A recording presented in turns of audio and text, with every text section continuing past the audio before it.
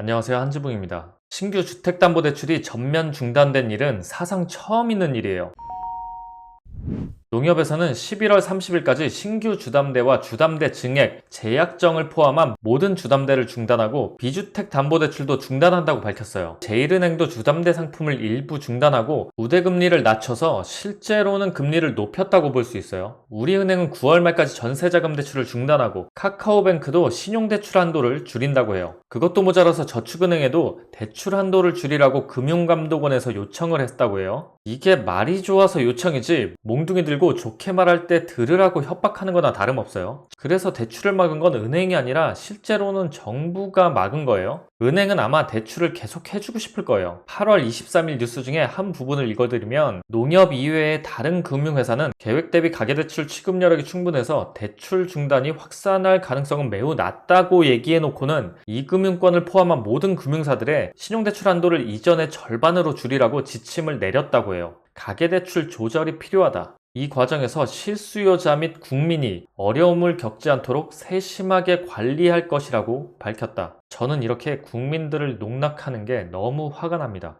정치적인 당리 당략 때문에 이런 일들을 벌이는 게 뻔히 보이는데 국민들을 위한 거라고 말하는 이 위선이 너무 화가 나요. 가장 큰 정치 이벤트인 대선이 내년 3월 9일에 있어요. 이제 불과 7개월도 안 남았죠. 그런데 지금 민심은 어떻습니까? 집값 때문에 서민들 사이에서도 양극화가 벌어지고 집을 못 산 국민들의 분노는 지금 극에 달해 있죠. 그런데 대놓고 우는 놈 뺨을 시원하게 후려갈긴 거예요. 본론으로 돌아와서 이번 대출 규제가 이루어진 명분은 금융당국이 정한 2021년 가계부채 증가율 가이드라인을 농협이 초과했다는 거예요. 이 가계부채 증가율 가이드라인이 6%였는데 농협이 7월 달에 7%로 조기에 초과가 됐기 때문이라는 건데 집값이 올라갔으니까 당연스럽게 1인당 대출 금액이 올라가고 그래서 대출 총액이 늘어난 게 가장 큰 이유인데 집값은 내가 국민이 대출 차주가 올린 게 아니죠. 왜 올랐는지는 말하지 않아도 다 아실 거라고 생각해요. 여러분 이거 다 거짓말.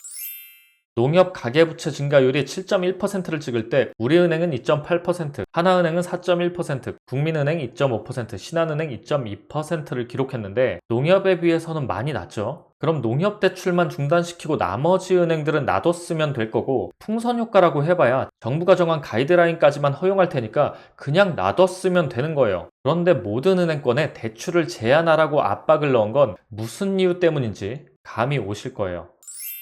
농협은 11월 말까지만 한시적으로 대출을 제한한다고 했죠. 왜 11월 말인지가 중요합니다. 신용대출이야 서류만 갖춰주면 하루 이틀 안에 대출금이 나오지만 주담대 같은 경우에는 보통 한 달 전부터 준비를 하기 때문에 12월까지 대출을 제한하고 1월 초부터 신청을 받으면 은행들은 1월 초반에 대출 실행이 일어나지 않기 때문에 손해를 보게 돼요. 그렇기 때문에 11월 말까지만 대출을 제한하고 12월에 신청을 받아서 1월 1일부터 다시 대출 실적을 땡기겠다는 거예요. 그렇기 때문에 주담대는 12월부터 모든 은행이 풀릴 거예요. 정부에서 내년까지 제한하려고 해도 명분이 없어요. 이 명분이 없다 아닙니까? 명분이. 이 건달 세계에도 룰이라는 게 있는데.